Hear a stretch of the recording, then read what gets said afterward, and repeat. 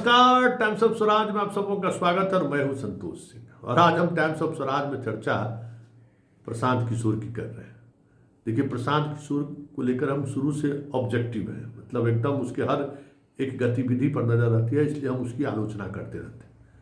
और आलोचना इसलिए करते हैं कि जो वर्तमान राजनीतिक सेटअप है, या यूं कहे आज जिस तरीके की राजनीति चल रही है, उससे अलग ये कुछ भी नहीं कर रहा है। बल्कि अभी जितने राजनीतिक दल हैं वो अपने कार्यकर्ता के माध्यम से या फिर कॉरपोरेट से या अलग अलग तरीके से योजनाओं से पैसे लेकर टिकट देकर एक सिस्टम से चुनाव में उम्मीदवार तय करता है। और ये आदमी क्या कर रहा है कि हम उम्मीदवार तय हम करेंगे और पैसा भी हम ही देंगे, मतलब एकदम ठिका प्रथा। ये और खतरनाक है डेमोक्रेसी के लिए कि भाई पैसा हम इन्वेस्ट करेंगे, पता नहीं कितना इन्वेस्ट कर रहा है, लेकिन कहा तो यही रहा था कि पैसा चिंता करने के पैसा हम इन्वेस्ट करेंगे। आप किस लिए इन्वेस्ट, बिहार को बदलने के लिए इन्वेस्ट कीजिएगा, ये बताइए ना।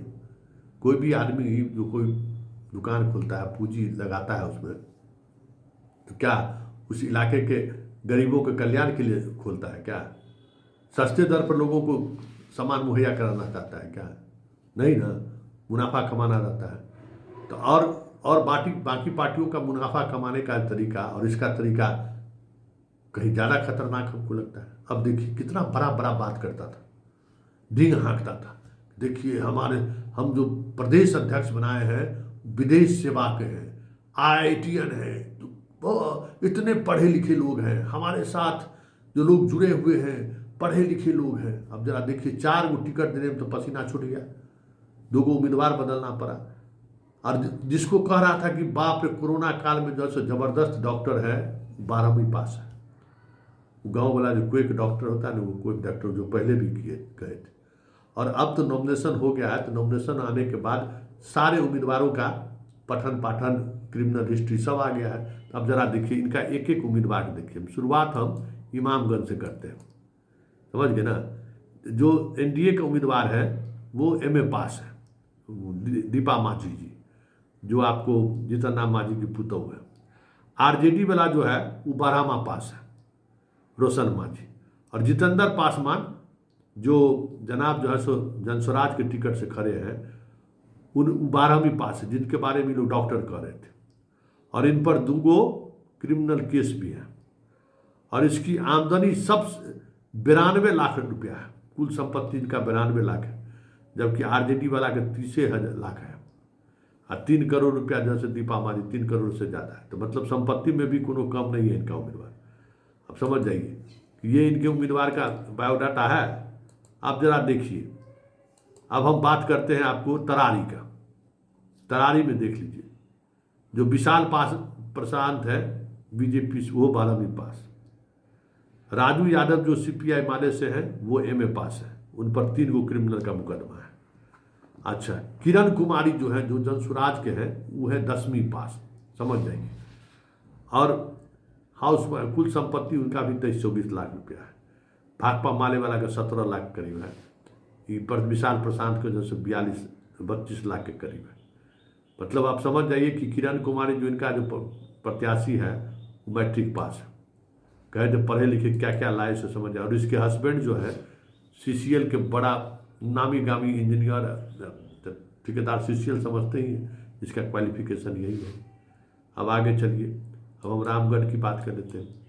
रामगढ़ में जो अशोक सिंह है BJP के उम्मीदवार, वो MA पास है, उन पर 1 मुकदमा है।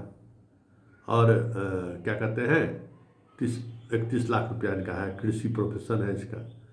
अजीत कुमार सिंह जो है RJD से है, ये जो है BTech इंजीनियर है, इन पर 2 गो क्रिमिनल का मुकदमा है। और जो सुशील कुमार सिंह जनसुराज से है वो 12वीं पास है, बड़ा एजुकेटेड लोगों को खोज कर लाए हैं, और इन पर भी 2 गो क्रिमिनल मुकदमा है। मतलब ऐसा नहीं है कि खोज कर लाए तो उन पर कोई क्रिमिनल मुकदमा नहीं है, कुछ नहीं, ऐसा नहीं है, इन पर भी मुकदमा है। आप बताइए बेलागंज उपचुनाव जहाँ हो रहा है, देखिए मनोरमा देवी बिंदी यादव का पत्नी है, वो खुद MA पास है। बताइए, उस पर 3 गो क्रिमिनल केस है, 12 करोड़ संपत्ति का मालिक है ये। और उनके खिलाफ जो लड़ रहा है विश्वनाथ यादव, सांसद का सुरेंद्र यादव का बेटा, वो भी PhD है, अभी कोई क्रिमिनल केस उस नहीं हुआ, लेकिन 3 करोड़ का मालिक ये भी है। और जन सुराज का जनाब जो है सो 10वां पास, बहुत शिक्षित उम्मीदवार खोज के लाए थे, और 4 गो इन पर क्रिमिनल केस, समझ गए, और 55 लाख रुपया इनके पास है। ये है इनके चयन करने की प्रक्रिया। एक भी ग्रेजुएट उम्मीदवार ही नहीं खोज सके, बड़ी बड़ी बात करते थे, बड़ी बड़ी बात कर रहे हैं, एक भी ग्रेजुएट उम्मीदवार नहीं है, और एक भी ऐसा उम्मीदवार नहीं खोज पाए, महिला को छोड़ दीजिए, तो जिस पर क्रिमिनल केस नहीं हो, आपराधिक मामला दर्ज नहीं। तो यही मॉडल है। हम इसलिए बार बार कहते हैं कि प्रशांत किशोर जो है, जिस मॉडल को लेकर बिहार में राजनीति करने उतरा है, यही मॉडल है जिस मॉडल को हम लोग 30 साल 40 साल से झेल रहे हैं। फिर ये गिलास बदलने से क्या, वह गिलास के अंदर जो है वही रहेगा, तो गिलास बदलने का मतलब क्या है? गिलास में कुछ नई चीजें आई तब तो। गिलास के अंदर वही है जो RJD में है, जो जदयू में है, जो कांग्रेस में है, जो BJP में है, वही चीज है इसके अंदर भी। तो यही बात समझने की जरूरत है। कितना बड़ा बड़ा हवा दे रहा था, और एक भी उम्मीदवार इसका ग्रेजुएट नहीं है, और हर पुरुष उम्मीदवार किसी न किसी आपराधिक मामले पर जिस पर केस कर रहे। कितना कहा था कि डॉक्टर कोरोना के काल में बहुत जबरदस्त काम किया था, वही डॉक्टर है 12 पास, गांव वाला RPM होगा जिसको आप कहते हैं ना, क्विक डॉक्टर, वही काम किया था। बताइए 12वीं पास डॉक्टर का कितनी तारीफ ये लोग किए थे। यही इसका छद्म है, यही इसका फरेब है, और इसी को एक्सपोज करने की जरूरत है, और इसी को समझने की जरूरत है।